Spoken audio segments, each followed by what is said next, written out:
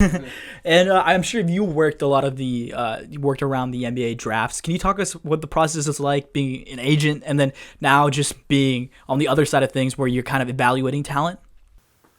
Yeah, the pre-draft process. I mean, starts in March and April fully, where we're recruiting, an agent's recruiting, trying to sign players, hop on a plane left and right, taking last-minute meetings, and it's pretty stressful. And then you figure out who your rookie class is going to be. I generally wouldn't like to represent more than 4 or 5 rookies myself per draft, because it's so much work, and the work of it is.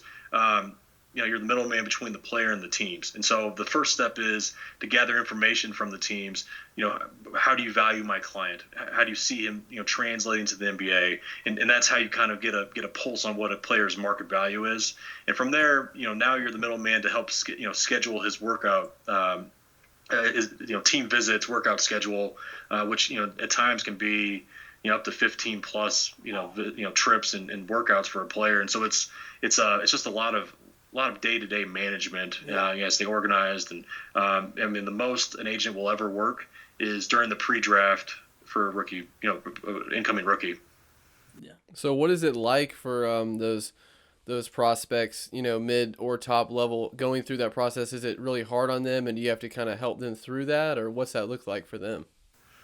Yeah, it depends on the level of the player. I mean, the higher up the player, the less work there is. I mean, it's more of you're managing their marketing rather than a workout schedule. I mean, for Yeah. example, some of those guys we listed before, the my tier 1 guys, they're probably going to work out for 1, 2, 3 teams if that. Yes.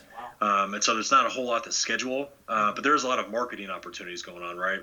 And so the further you go down the draft, the more competitive it is to move up. And so I mean, for like a second round pick, like a solid second round pick, essentially everybody's an option, because if you go undrafted, you're a free agent, and so it just depends. That there's the high level guys, which I think is a piece of cake, representation wise, Yeah. to like a solid second round pick, and then if you got a guy that's a borderline pick, or more of like a summer league type guy, that's a hard job too, because you're pretty much having to knock everybody's door down. Like, hey, take a look at my guy, like, please, and you're Yeah. sort of at the mercy of the teams, but it can be a frustrating job. But yeah, it really, the job of an agent really just changes depending on the player you're representing.